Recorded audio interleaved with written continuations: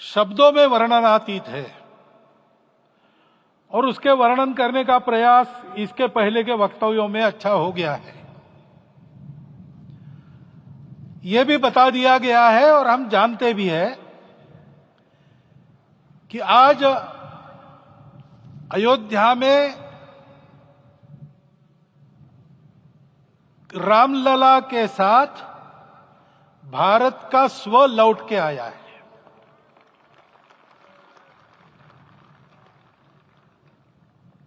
और संपूर्ण विश्व को त्रासदी से राहत देने वाला एक नया भारत खड़ा होके रहेगा, इसका प्रतीक आज का कार्यक्रम बन गया है। ऐसे समय में आपके उत्साह का, आपके आनंद का वर्णन कोई नहीं कर सकता। हम यहां पर अनुभव कर रहे, पूर्ण देश में यही वातावरण है। छोटे छोटे मंदिर के सामने दूरदर्शन पर इस कार्यक्रम को सुनने वाले हमारे समाज के करोड़ों बंधु वहां पहुंच न पाए, ऐसे घर घर के हमारे नागरिक सज्जन, माता भगिनी सब भाव विभोर है, सब में आनंद है, सब में उत्साह है। और ऐसे समय में जोश की बातों में थोड़ी सी होश की बात करने का काम मुझे ही दिया जाता है। आज हमने सुना कि इस प्राण प्रतिष्ठा महोत्सव में पधारने के पूर्व प्रधानमंत्री जी ने कठोर व्रत रखा।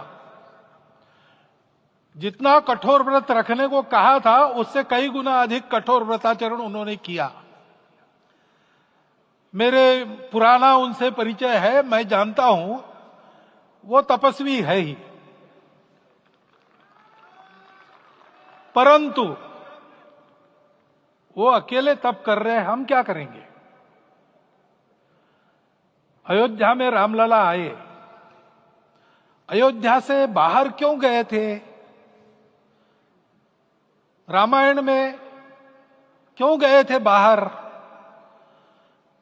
तो अयोध्या में कलह हुआ। अयोध्या उस पुरी का नाम है जिसमें कोई द्वंद्व नहीं, जिसमें कोई कलह नहीं, जिसमें कोई दुविधा नहीं। वो हुआ 14 वर्ष वनवास में गए। वो सब ठीक होने के बाद दुनिया के कलह को मिटा के वापिस आए। आज रामलला वापस फिर से आए हैं 500 साल के बाद। जिनके त्याग, तपस्या, प्रयासों से ये सोने का दिन आज हम देख रहे, सुवर्ण दिवस देख रहे, उनका स्मरण प्राण प्रतिष्ठा के संकल्प में हम लोगों ने कहा, आपने सुना होगा, स्मरण किया। उनकी तपस्या को, उनके त्याग को, उनके परिश्रम को शत बार, सहस्त्र बार, कोटि बार नमन है। रामलला के यहां इस युग में आज के दिन फिर वापस आने का इतिहास जो जो श्रवण करेगा वो राष्ट्र के लिए कर्म प्रवण होगा और उसके राष्ट्र का सब दुख दैन्य हरण होगा।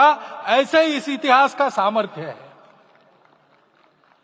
परंतु उसमें हमारे लिए कर्तव्य का आदेश भी है। प्रधानमंत्री जी ने तप किया, अब हमको भी तप करना है। राम राज्य आने वाला है, वो कैसा था? दैहिक दैविक भौतिक तापा, राम राज नहीं कहु व्यापा। सब नर करहि परस्पर प्रीति, चलहि स्वधर्म निरत श्रुति नीति। सब निर्दंभ धर्म रत पुनि, नर अरु नारी चतुर सब गुनी। सब गुणज्ञ पंडित सब ज्ञानी, सब कृतज्ञ नहीं कपट सयानी। राम राज्य के सामान्य नागरिकों का जो वर्णन है, हम भी इस गौरवमय भारतवर्ष की संतानें हैं। कोटि कोटि कंठ उसका जयगान करने वाले हमारे हैं। हमको इस प्रकार के व्यवहार को रखने का तप आचरण करना पड़ेगा। हमको भी सारे कलह को विदाई देनी पड़ेगी। छोटे छोटे परस्पर मत रहते हैं, छोटे छोटे विवाद रहते हैं, उसको लेकर लड़ाई करने की आदत छोड़ देनी पड़ेगी। आखिर है क्या? ये बात बताइए। वो सामान्य नागरिक कैसे थे? निर्दंभ,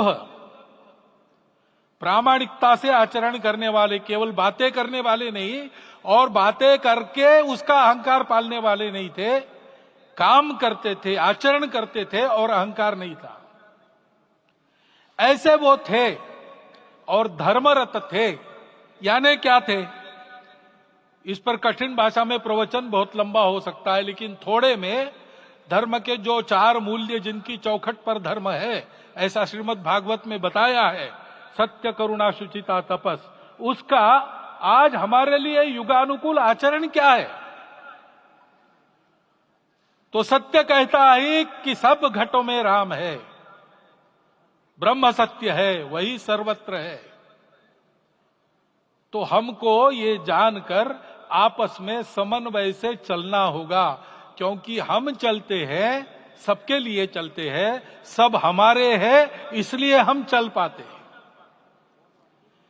और इसलिए आपस में समन्वय रखकर व्यवहार करना, यह धर्म का पहला जो पैर है, सत्य, उसका आचरण है। करुणा दूसरा कदम है, उसका आचरण है सेवा और परोपकार। सरकार की कई योजनाएं गरीबों को राहत दे रही, सब हो रहा है, लेकिन हमारा भी कर्तव्य है, ये सब समाज बांधव हमारे अपने बंधु है। तो जहां हमको दुख दिखता है, पीड़ा दिखती है, वहां हम दौड़ जाए, सेवा करें, दोनों हाथों से कमाएं, अपने लिए न्यूनतम आवश्यक रखकर बाकी सारा वापस दे, सेवा और परोपकार के माध्यम से। ये करुणा